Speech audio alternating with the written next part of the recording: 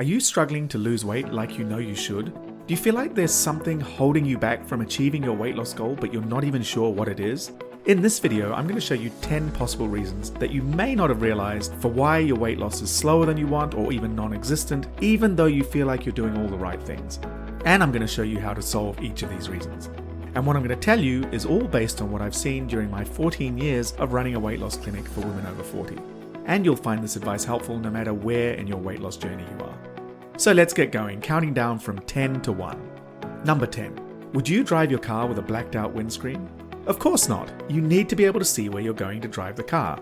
But when it comes to weight loss, many people will say, I'm doing everything right, I don't know why I can't lose weight. But they don't actually have an accurate picture of their eating. They're just going on hunches and vague impressions. You have to be sure. But how can you be sure? Keep a food diary. Write down what you eat and drink and do it for at least 1 to 2 weeks. Many times I've had clients who were baffled by what was causing their struggle to lose weight, but just a couple of weeks of keeping a food diary and the reasons were obvious. Don't guess, verify. Number 9. Some people can't see where they're going wrong because for 90% of the time their eating is under control, but it's the other 10% that is actually sabotaging their efforts. For instance, you could be disciplined and on point all week, but it's just a couple of meals over the weekend where things go astray. This is a common pattern and it means your weight will be going down all week, but then all that progress is cancelled out over the weekend. This pattern of eating is enough to guarantee stagnation even if you're doing the right thing 90% of the time. Number 8. I had a client recently who was unclear as to why her weight was creeping up over the years. As we began to work together, it became apparent that when she was living her normal life in London, everything was perfectly on track. But when she went on holiday, she'd often come back 2 to 3 pounds heavier, and then she was unable to lose that weight that she'd gained. And she went on holidays 3 to 4 times a year. So this meant at the end of the year, she was 6 to 12 pounds heavier than the year before. Project that out over 5 years and you've got a significant increase in weight that feels like a mystery because for the vast majority of the year, she's totally in control of her eating. The solution was obvious. Stop going on holidays. No, just joking. The solution was to figure out how to make holidays less of a mindless blowout and how to go away and have a great time without overeating. Number 7. If you go out for dinner and you skip the starter, have a light main course and then skip dessert also, was that a light meal? It depends. What did you have to drink? If you had 3 glasses of wine, that could be as much as 600 calories, so it could be the equivalent of another meal. What this shows is that drinks, and this applies equally to mocktails, colas, and fruit juices, drinks can be a significant source of calories that just slip under the radar. So when I ask my clients to keep a food diary, I always ask them to record calorific drinks. Number 6. This one happens a lot. A new client will tell me about the exercise program they've been doing for 6 months before they met me. They're working out intensely 5 days a week, but then are very surprised that they didn't lose any weight. But it's not actually that surprising, because for women over 40, exercise alone is not enough to lose weight. This doesn't mean exercise isn't good for you. It just means that to lose weight, you need to make the main focus food and drink. Number 5. In March of 2020, I noticed something very interesting happening with a majority of my clients. They suddenly stopped losing weight. And why did they all stop? Oh, it could have been a little thing called the pandemic. Can you remember how uncertain things were in March of 2020? No one knew what was going to happen. And it really brought home the fact that stress can have a significant impact on whether you lose weight or not.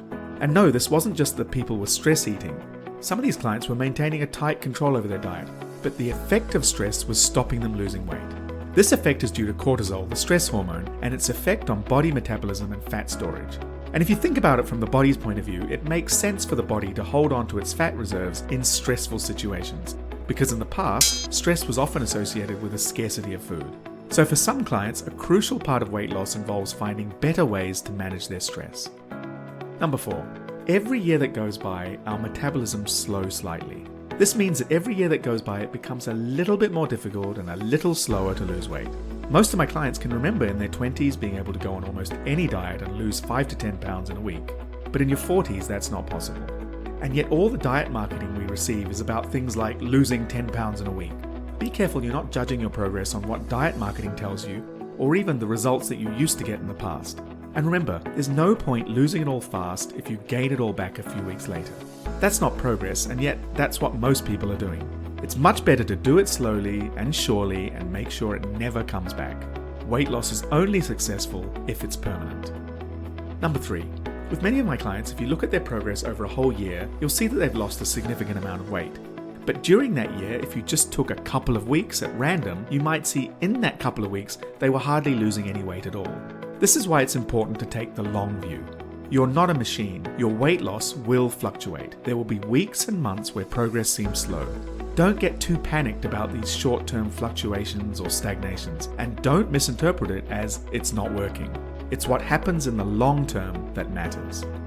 Number 2. If you're confused by why you're not losing weight, one thing worth checking out is asking your doctor to check your thyroid hormone levels. It's not hugely common, but it's also not uncommon for low thyroid hormone levels to contribute to weight gain and prevent weight loss. Unfortunately, going on thyroid replacement therapy like thyroxine doesn't make the weight gain magically disappear, but it will make losing weight easier. Number 1. Some people struggle to lose weight because they don't realize that their portion sizes are too big. And here's the good news.